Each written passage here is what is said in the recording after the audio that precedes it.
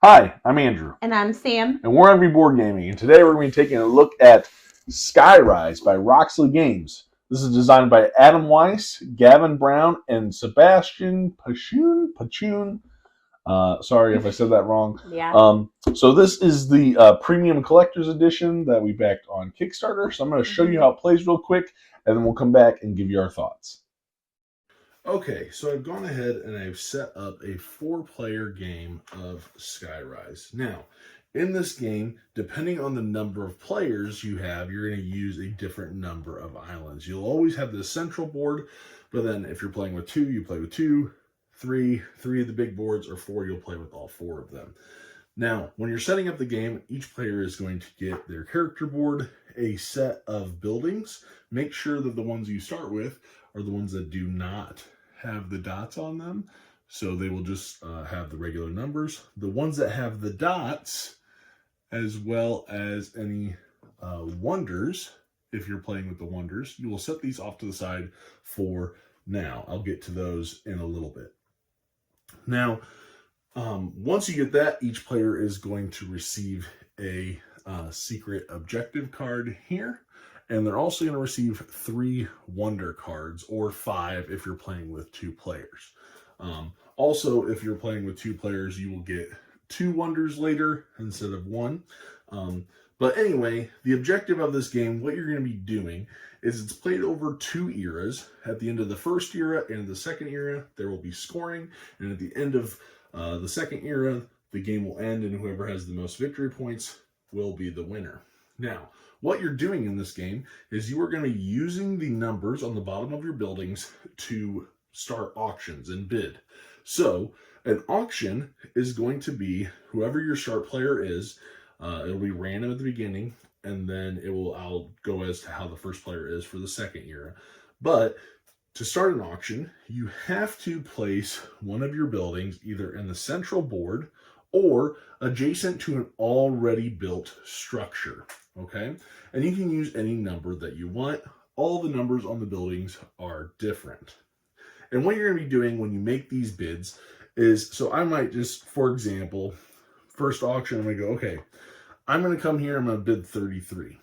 Now, the next person that's going to bid, they're going to see if they want to bid. If they do, they have to place their building adjacent to the building that I just placed. So for example, maybe the next player will play let's say a 63, and they want to go here. Bridges are adjacent.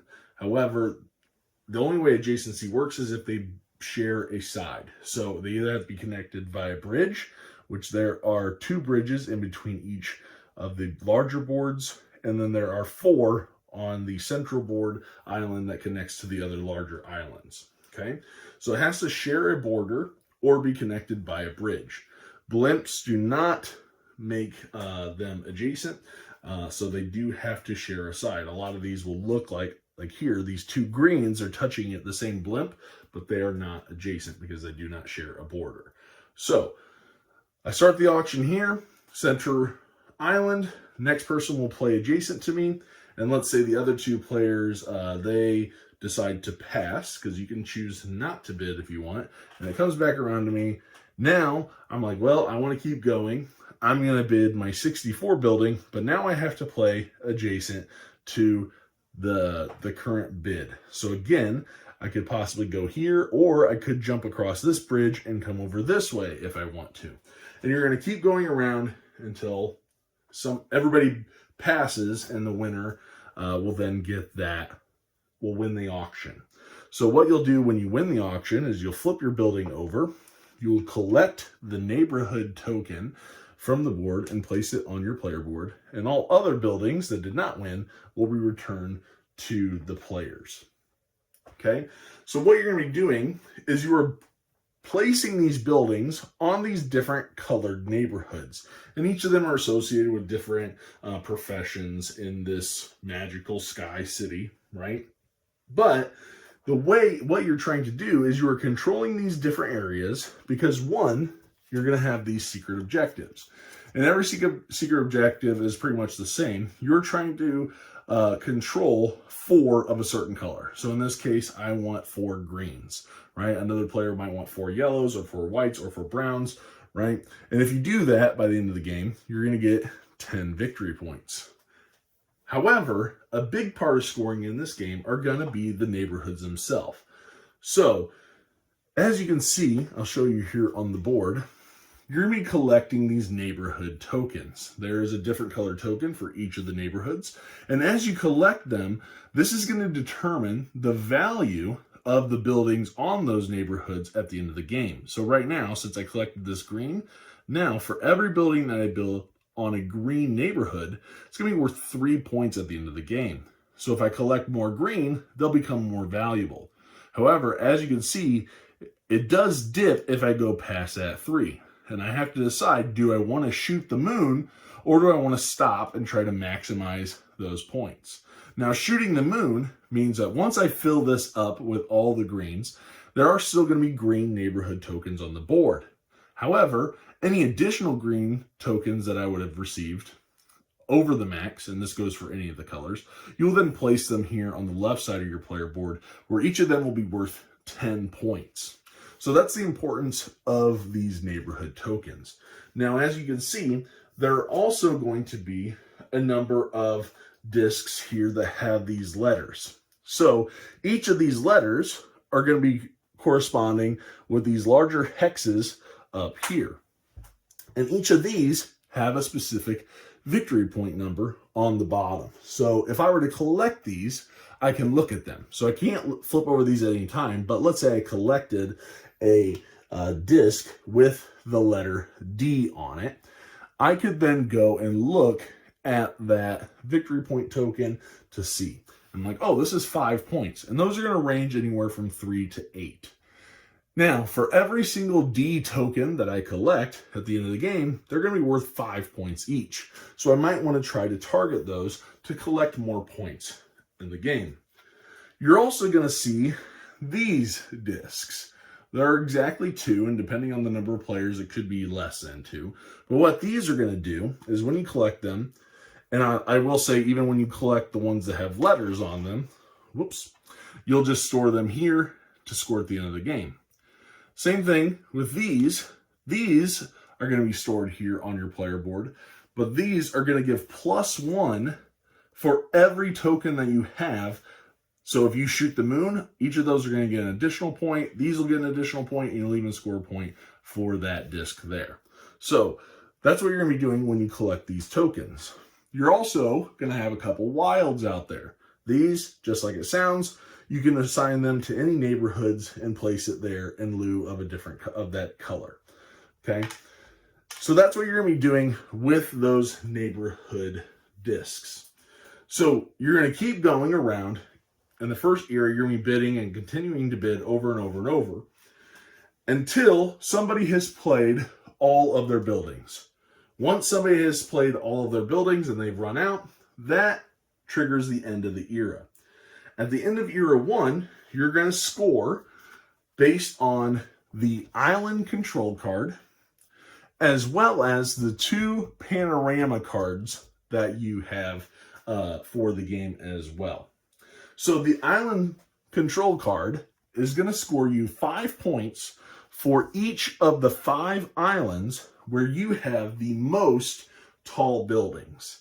Now, in the case of a tie, if there are the same number of tall buildings on an island, you will then evaluate the medium-sized buildings, and if there's still a tie, you'll go to the smalls, and if there's still a tie, every player that's tied will score the 5 points. So you'll evaluate each island for that scoring.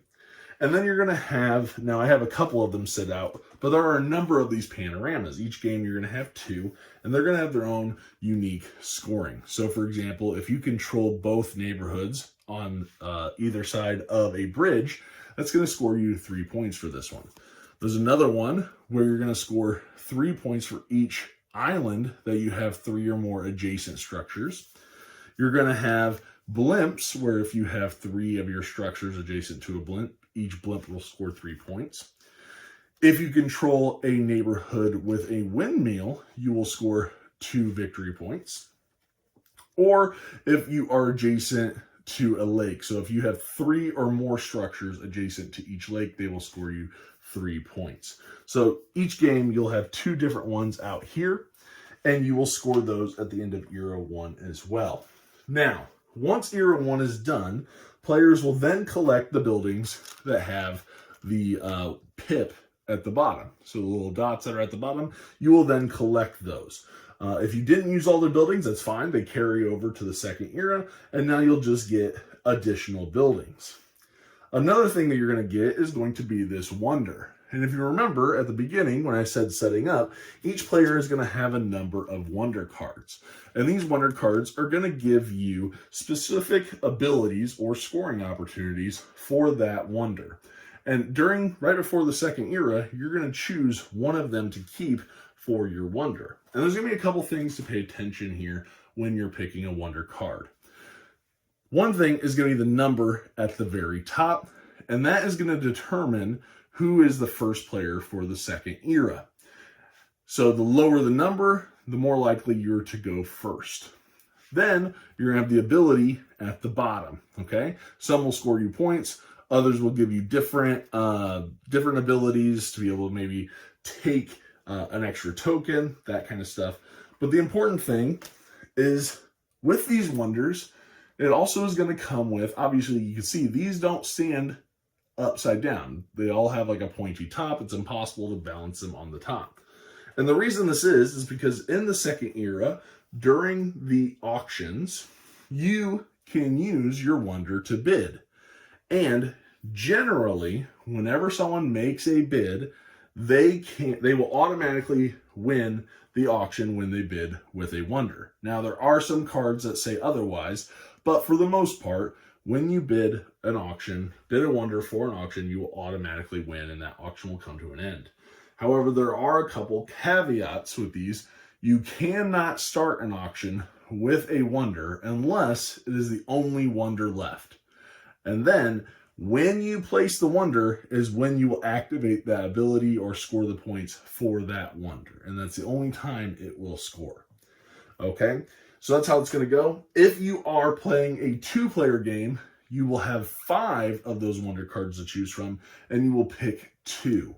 And collectively together, that number will determine who will go first based on who has the lowest number. And the second era will play the exact same way until somebody runs out of all their buildings. The first one to get rid of all their buildings will take the large key, but that's not the end of the game. Every player will be able to play every single building. Now, in a 4-player game, there's also a small key. So the second person to play all of their structures will get a bonus of 4 points for the second key, and you'll keep going until every player has played every single building. Then you're going to go through another round of scoring, just like we did with the first era. You'll do island control. You'll do your panorama cards. You'll then score your secret objectives, and you'll be able to score the points for any discs that you have that from shooting the moon or for the different letters, that kind of stuff. You'll score those. And then you're going to be scoring each of the neighborhoods based on where your neighborhood discs are on your player board. At the end of that, whoever has the most points is going to be the winner of the game. And that's pretty much how you play. All right, and we are back. So once again, thank you for that teach. But man, this is a very unique game. So what sparked your interest with this, wanting to back it on Kickstarter? So it is if I remember right, I could be wrong on this, but I believe this is a kind of a remake of an older game. So this isn't necessarily new concept. I believe it is a remake of a previous game. But the big thing is it is a Roxley game. So Roxley games are very well known for their production. If you have seen our top 100 games, you'll know that I think very highly of Dice Throne and love that game very much. We have both played Radlands from them, and production was very good on that game as well. We weren't a big fan of Radlands, but Radlands or Rocksly Games does really good production and tends to have really good games. Mm-hmm. So what really pulled me in was it seemed and felt like it was a very simple game to get to the table. It'd be gorgeous to play, and it was something that was a little bit different. There was this Mm-hmm. area control aspect with this bidding element, and the fact that Mm-hmm. you're using your buildings to bid, and then those buildings also would generate you points based on how you use those bids in what neighborhoods. So I was really Mm-hmm. curious about how that would work, and knowing the reputation that the publisher had, I was really intrigued by it. So I had to back it. Had to get the wash added on for the sculpts or the miniatures, um, and it plays a pretty quick game. I mean, this is 2 to 4, 30 to 75 minutes. Mm-hmm. Um, Definitely, you could play it within the 30 minutes. I think at a 2-player game Yeah, two easily. players fast. Yeah, it's definitely going to get pretty quickly done if you do it at 2-player. Mm-hmm. And then it says 14 and up, which I don't know. I feel like you might be able Mm-hmm. to, maybe some 12-year-olds might be able to do it. It's more of like Depends. abstract thinking, you know what I Right. mean? So maybe that's why too they're like teenagers, but Yeah, right. So, but I won't lie, the production value, looking at phenomenal and understanding that production, was a big draw to pulling me mm-hmm. into the game. I think the production definitely elevates the game. If you didn't have Mm-hmm. this high quality production, I don't think I would be No. as enamored by it. Mm-mm. So, with that being said, keep that in mind. I think the production does really Mm-hmm. elevate this game to a whole nother level. Yeah. So, let's just kind of talk about that real quick with production, right? So, you have the beautiful art. Not really. Well, the art on the board. It's weird that it has a board, but there is a board that's essentially just used to hold a couple tokens. Yes, you're going to put the islands on there, but other than Mm-hmm. that, it's just there to hold to track score essentially. Mm-hmm. But it still has really nice art on there. The production of the island boards are really well done in the way that they kind of come together with the bridges and Mm-hmm. just the art of the different neighborhoods because they each are for a specific type of like an Like artist an district artist, and that yeah. kind of stuff, right? So you have these different districts based on who's living there, kind of thing, in Mm-hmm. these neighborhoods. But the graphic design is really easy to understand, and the not that there's like a lot of icons really to work with, Mm-hmm. other than like the images of the panorama cards, but overall production is really well on the minis. The art looks nice of the art that I mean, even if you're looking on the inside of the Mm-hmm. box, it looks beautiful. It's a gorgeous looking game. Yeah. Um, yeah. So I mean, I feel like the production quality speaks for itself. I will say I do have one little gripe, and this is very, very minor. Some people might not like this. It doesn't affect the gameplay at all, but aesthetically, it could. Some people might not like it. Is with those island boards when you put them together, the bridges don't all necessarily line up perfectly. There might be gaps, so Oh. they might be a little offset. I'm not sure why that is. I tried looking at the different boards and maybe I was like, oh, maybe if you put them in the correct a different orientation, they all fit together Mm-hmm. perfectly.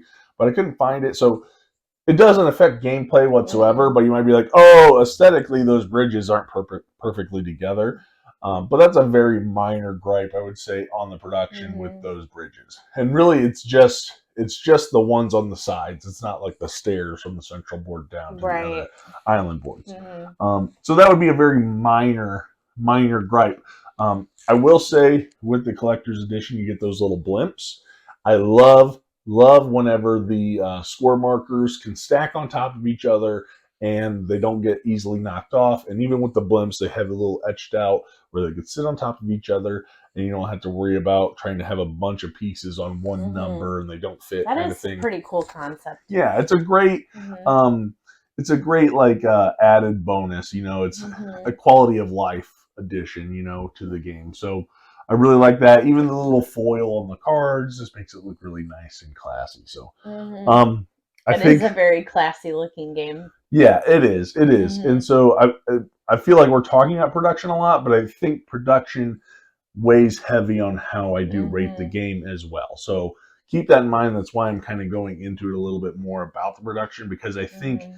that that applies heavily to this game. Yeah, it does. It catches your eye.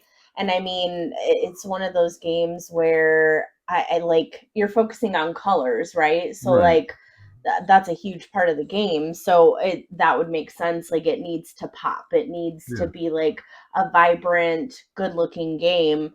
I do like though. I like kind of like how well I don't know if they can see it like in the video, but how it's kind of like shiny. Yeah. The Yeah. That's like gold foil. Yeah, the gold foil. That's what you said. Like on the cards, I think that just makes it look nice. All the buildings are unique. Right. So we talked about that too before when we were playing it. Like, each person has their own color buildings, but Hmm. each building is unique, and even your buildings are different from other people's buildings. So I did like that it wasn't just like a bunch of printed like the same looking Right. buildings. So when you do look out at it and you see your like city essentially, like you see all these different buildings. Right. So yeah, I think it's a very like visually appealing game, and I feel like if you're, into that kind of thing with board games, like this one Yeah. is really really cool. And And there it are feels some No, go ahead. there are some things with the production because they did plan to put like this gold foil on the bottom that would like go around the numbers, Oh. and so that part made it into the rule book, but they didn't actually end up doing it around the numbers, so that gold foil is Oh, not there. okay. So in the rule book it'll look like there's gold foil, there's supposed to be gold foil on the bottom of the buildings with the numbers, but they Oh, actually, I think the rule book was probably already done, they just didn't make those edits. It's not a big deal, but right. I did notice that they don't necessarily match up, but Oh, they okay. did, I believe, in one of the updates say, "Hey, we can't do it. It doesn't look that great." It Oh, might okay. make I think it made reading the numbers a little bit more difficult, so they Mhm. just kind of scrapped it. Right. Which I think was fine, like because I mean the bottoms you can clearly see the Yeah, numbers and everything. So it is yeah, it is interesting just like, also that you can flip, they balance good yeah, they too. sit really well when you stand them upside down, which Yeah. is nice. They're Yeah. all unique, Mhm. but they all I also thought for sure stand they'd very fall well. over. Right. Like I really thought for sure. I'm like, we're flipping these buildings upside down. Like, how well is this really gonna like stand up? But it did. Yeah, they Like, did a really good job yeah. with And that. the only reason they're really gonna fall over is if you knock them over. Right. You know? And if they did fall over, I think that would be so fiddly, you'd probably get Yeah. frustrated with the game. So Yeah. that production note is important. Mhm. So you know how we feel about the production. So Yeah. let's talk about how easy it is to teach, getting it to the table. Mhm. This is a game that I think sets up pretty well. I think that has to do with the really nice insert that comes in the box Mhm. and able to get everything to the table. You're just shuffling a few cards, giving out everybody their secret objectives, Mhm. their wonder cards, setting up a couple panorama cards, and everybody gets their buildings, and you just have to put tokens on the islands. That's it. Mhm. So it's not a big haul when it comes to setup and teardown. And I also don't think the teach is necessarily that difficult. Mhm. It's two eras. You have bidding, and you're just going to kind of be playing off of the adjacents of the most recent bid, right? And Mhm. so what you're going to be doing is just collecting those tokens, and that's going to determine the scores of your buildings when you take them off or when you score the neighborhoods.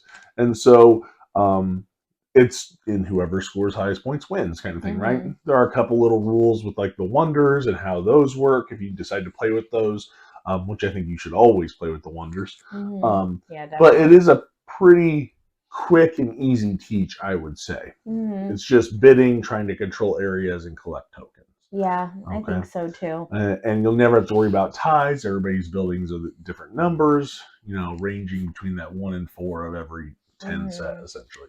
Yeah. So I think setup, tear down, difficulty to teach is pretty easy. It'll get to the table quite a bit. Mhm. Yep. Um, so with that being said, talking about the gameplay and getting into the mechanics and the theme. The theme, you're building a city in the sky. It's very nice. You can easily see as the city's getting built up in the sky, that kind of stuff. And it definitely starts to develop over the two eras. Mhm. Um, as far as mechanics, downtime, streamlining and luck and all that fun stuff.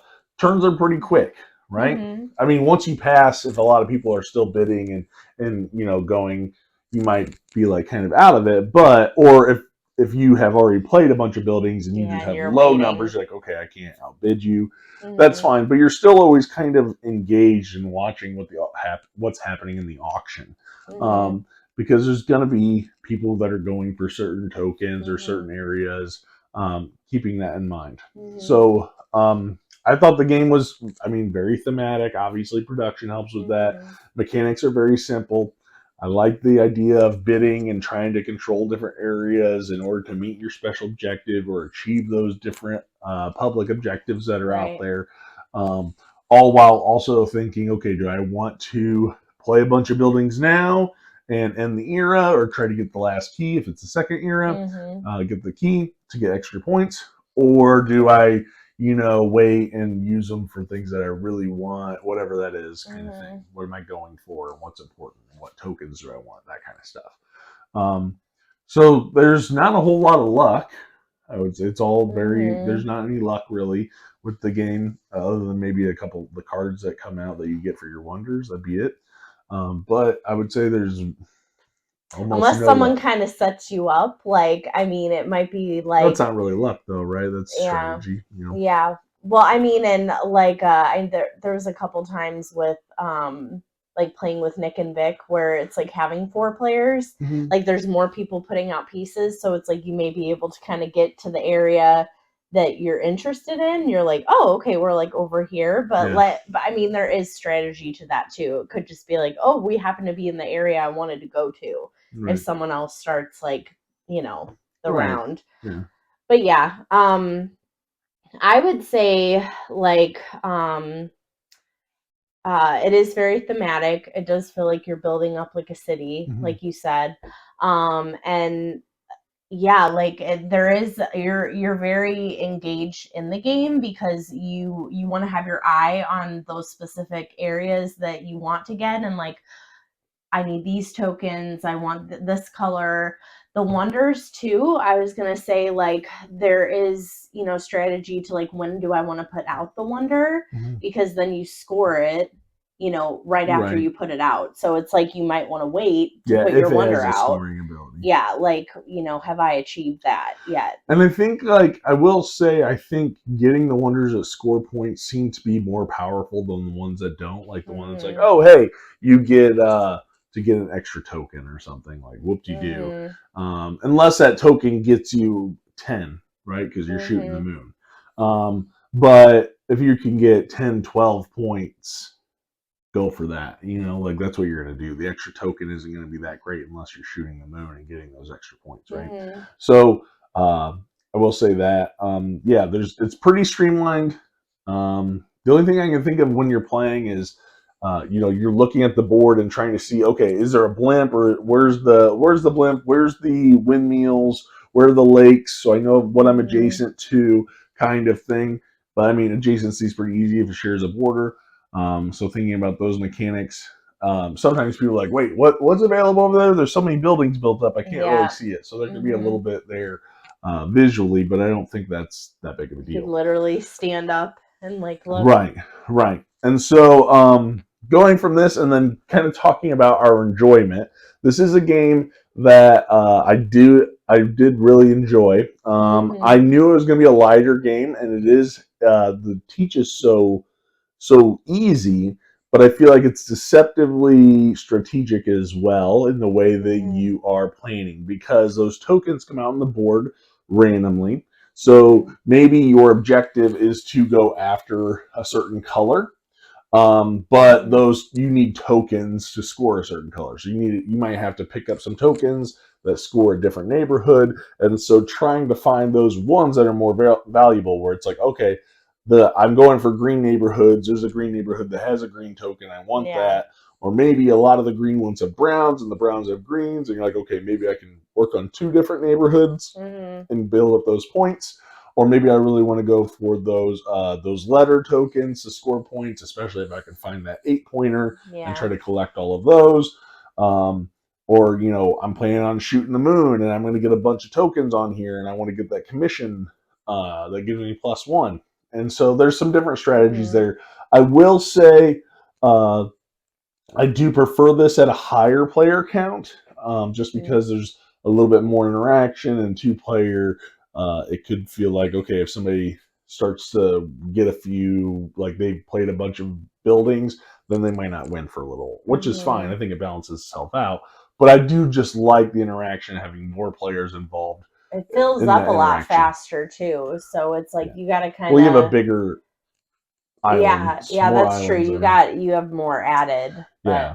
The one thing that does, there are a couple things that did bother me with playing the game, which was one, the secret objectives are all the same essentially, except for you're going for a different color, and they're super easy to get. So to get those 10 points, you don't really have to focus on getting them. A lot of times you're just like, oh, I get it. Okay, cool. I got the 4 yellows or whatever. I got 4 brown neighborhoods, whatever it was. I wish that they were, maybe you had to get more than 4 or something like that, or a little bit more difficult, because I didn't really feel like it gives you some direction, but it's not like hard to go after. Also, I wish there were a little bit more panorama scoring cards. There's not a ton of them. Just because it's like, oh, be adjacent to lakes, be adjacent to the blimps, be adjacent, like control both sides of the bridge, you know, the windmills, whatever. And so I feel like the blimps are a little bit harder to do. To get 3 around each blimp is difficult. So we've played games with the blimps where the blimps just never score because it's just hard to get all 3 buildings around one, right? And so those kinds of things are a little bit, I think that they can be improved. I'd like to see some more scoring cards in there. I don't know what that would look like. But it does feel like a fully fledged game. I just think there's some room for improvement there when it comes to the panorama and the secret objectives. Replayability is where I get a little bit more worried, where it's going to feel very samey, because you're not going to have a ton of different panorama cards. You're not going to you know what all the secret objectives are essentially, and you kind of catch on to what people need fairly quickly. So replayability does worry me a little bit. I'd still like it at 2. I know I said I prefer it at higher player counts. 3 and 4 are good. I still like it at 2, and because you're only using 2 of the bigger island boards, there might be a little bit more replayability because you can mix and match the different ones that you want to go for, so you can have some different islands each time you play. Overall, replayability is one of the things that I worry about, but I'm still really enjoying the game. So I have a lot to say about this game because I really like a lot of things. There are a few little nitpicks, but I have really enjoyed my playthrough of it. It did exceed my expectations because I was like, I knew it was going to be great production. I knew the gameplay was going to be lighter, but I do feel like it's deceptively more strategic than I thought it would be, and I really enjoy that. Something that's super simple, but has some underlining strategy that kind of pokes its head out, and you're like, oh, I didn't think about this. I didn't think about that. First time I played it, I lost to my 7-year-old when we played this game, and I was like, whoa, okay, how did that happen? And yeah, so that happened. So it's possible that you can be under 14 and play this game. Yeah. But I'm just saying, like, there was more to it than I initially thought. And well, that's how I felt too the first time that we played it, because I was like, oh, like this seems pretty easy, and then I realized with the tokens were different. Like the scoring, the way that you scored the tokens were different from what I thought originally. And I was like, oh, like, so there's more strategy, more depth to the game, but it's easy to learn. But but initially, like, I was like, oh, this is okay. This is scoring even starts off kind of slow. Like even at the first era, you're like, oh, people got like maybe 15, 20 points. Like this is going to be a low scoring game. But then usually by the end of the game, it's like 130, 160 points. So that second era, it really does. Right, and those neighborhoods are really what's going to get you. Yeah. So I'll jump into my score for this one, and then I'll let you go since I know I've been talking quite a bit. So I'm going to come in pretty high at this. I'm going to give this an 8.6. I think that replayability is what holds me back a little bit. I do want to see more content. I don't know what that would even look like. I would love to see more stuff to give this a little bit more replayability. But I have really, really enjoyed this. We've played this quite a bit at all player counts, and have really enjoyed it. So I'm going to come in at 8.6 for Skyrise. Okay, I am going to give this an 8.5. Okay. Actually, I really enjoyed this game. I love the way that it looks on the table. I think that it's just a fun game to play. And it's one of those too that there is more depth to it. But it's also like I don't feel like it's burning my brain Yeah. when I play it. So I really do enjoy that, and I feel that it's, you know, with the easy setup, and if it's just me and you, like we can get it played fairly quickly. Yeah. But even with, you know, like 4 players, 3 players, like it still doesn't drag on for super long. It's really just the scoring at the end that takes a while. Yeah. But yeah, so for me though too, as always, I mean, I shouldn't say as always, but exceeded my expectations. I didn't really have too much, you know, knowledge going in. Yeah, like I want, like with your Kickstarter, sometimes I know about them, sometimes I don't. This one I didn't know about, but I mean, I was impressed by it. So, all right, 8.5. All right, so that's our thoughts on Skyrise. Yeah. Let us know what you think about it. If you're waiting for yours to get delivered, let us know how excited you are to play it. But that's our thoughts. So I just wanted to say thanks for watching. Please like, comment, and subscribe, and we'll see you guys on the next one. See ya.